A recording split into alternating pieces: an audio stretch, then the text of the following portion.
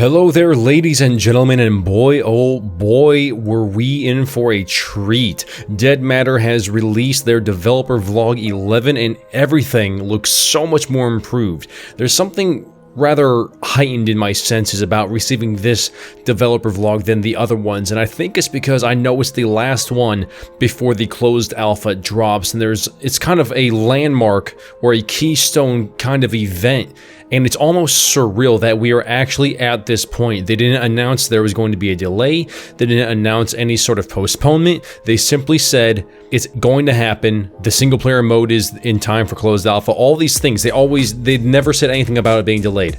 So this is a very good thing. Let's get into some of the things that I saw and I thought I would take note in. I'm not going to be talking about all the information that they already pointed out. If you want to see all the analytical information, go ahead and go to their developer vlog. It's worth a watch. I want to see and talk about the things that were in the backdrop or some things that I noticed. So let's get in. First things first, they start the devlog showing multiplayer and no fog. And for anybody who has followed Dead Matter for a while, they know that the last few developer vlogs have left some in the community rather angry because they kept showing fog and there was people saying, oh, they're trying to hide the render distance or they're trying to hide unfinished areas of the map. And then the developers themselves would say that we just like the spooky atmosphere that the fog gives. Whoever was right, it doesn't matter because we have now seen in this developer vlog what the map looks like in its full glory without the fog instilled. And it's amazing, it's huge, it's vast. The borders that allow you not to go past certain points of the map is huge mountains and they look absolutely picturesque. There's nothing wrong with them. Another thing to note is to see how many dead zombies are still present after death in the area. They're in the parking lot walking around and there's just tons of zombies, and it gives you an idea of, number one, how long a body stays there after death, and number two, how many zombies are going to be present in urban areas. And they're not even in a heavy city area, it looks like in there. It looks like they're in Kenmore where the shopping centers are at or residential areas are at. So we don't even know what to even expect from Calgary even. It's going to be way more than that. We even got to see a crawler zombie shambling its way out of the pile of its brother's corpses, and there's just something so satisfying about that. The zombie running animations are also super stunning. Before, it was like they were just shambling around, their arms outstretched like Frankenstein. Now it's more similar to 28 days later or 28 weeks later where they're just dead sprinting towards you like a stinking Olympic runner. And it's very frightening, and it's good that they did this. Another important thing that I want to point out is that you can actually see bullet impact on the zombies themselves.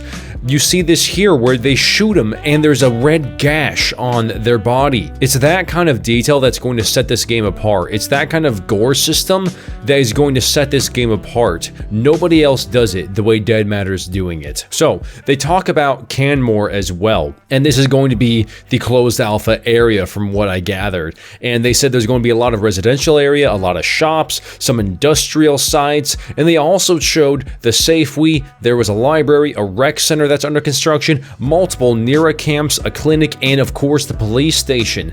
Kenmore is flipping huge, and what a better place would there be to do the closed alpha and give people tons of content that is polished and ready to be tested than this. You have the largest marketplace, the largest building in the game, Safeway. The library where you can go and read books and gain knowledge and upgrade your skills. You have the rec center and NERA camps where you can find tons of zombies, but also some really good loot. You have a clinic for medical items, and you have the police station for roleplay purposes where you can have the double-sided mirror and key cards and armor and the armory. It's going to be absolutely amazing. They included everything, and I can tell that they put their heart and soul not only into this devlog but into development itself these last few months ever since developer vlog 10 released.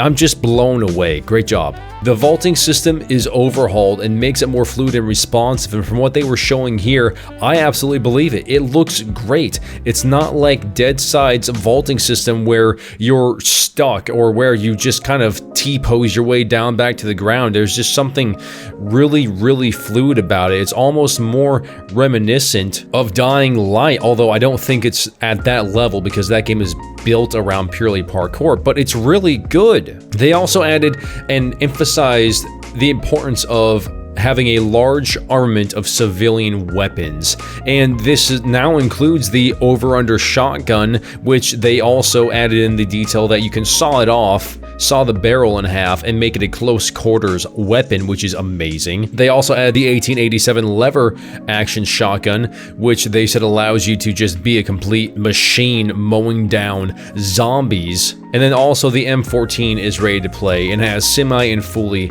auto modes.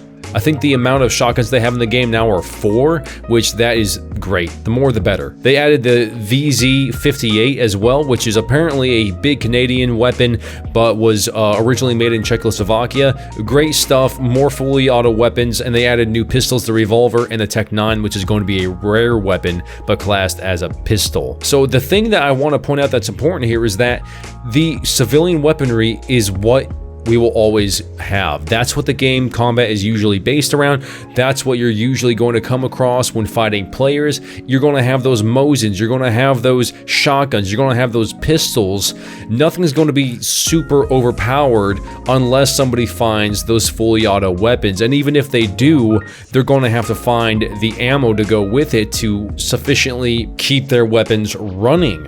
So the inventory system is also revamped, and I just want to point out how the grid inventory system works for the vehicles. I noticed it before he even mentioned it in the video. The 3D inventory system that's in place for vehicles, and at least for the open bed trucks, it looks amazing. I've never seen anything like this in a video game yet. This is the first time I have recalled seeing something like this. It's so simple yet so sleek. It appears for a moment for you to place items down, and there's various ways to do that, and then it goes away again. It keeps things organized. And not only that, you're able to access the inventory of items in the 3D inventory system without taking them out again. It's just so good for gear organization, and I love the detail yet again. Also, while he was talking about that, I also noticed that you're able to make a stash out of a plastic bucket. You see it going in and out of the ground, and then he's able to leave it there. That's really, really nice, honestly. It's seamless. He then also mentioned the crafting system, which is the first time he's mentioned it in a while. The last time I think I recall seeing it is whenever you saw those various crafting tables back in the earlier developer vlogs, but even though he didn't show the crafting tables in this one, he showed the modular crafting system, which can do on the go, and this will include things like taking off sights or adding sights or modifications to your weapon, or even adding nails to your bat, as he shows here with a nail, bat, and hammer. And so it's going to be great to be able to find the correct quick crafting options on the go and make something useful out of it. It's almost like Dead Rising or something like that. They have now shown off also the Hotwire minigame. He hinted at that, I think, a bit early in the Twitch Community Calgary stream that we saw the amazing driving mechanic third-person animation at, but he never got into it. But here he actually shows it, and it's not just the end-all be-all. Like, you don't just get to hotwire the car and that's your goal. You know, that's what's cool about it. Although that is cool, they take it a step further. And if you fail the jump start, the car alarm will go off and it will attract players and zombies to your location. And that, yet again, adds a level of intensity and sophistication that I have yet to see in an open world zombie game like this. And I can't tell you how excited I am to try to hotwire a car and probably fail miserably and get my limbs torn from my torso and bleed out. The tree cutting system looks great, and I like it because it's similar to that of The Forest. For those of you who have played The Forest, whenever you chop down a tree, it does exactly what they are showing here in Developer Vlog 11. You chop down the tree, it falls over, and then it is segmented into different logs. This is just easy. No, it's not realistic, but gameplay over realism in some cases has to be taken into consideration. It's simple, it works. He even added a new medical system, which is super in-depth. And I'm not going to go over everything, but I want to point out that we can see blood amount, oxygen level, beats per minute, blood type, body temperature, hydration, energy, which is calories, carbs, proteins, fats. And that's all well and good, but what I like about this is that whenever you hover over those items, those boxes, information pops up. So for example, whenever Nick hovered over the protein, an informational menu popped up and it says, quote, proteins are a micronutrient that is tied into healing and injury recovery. They are also the tertiary energy reserve.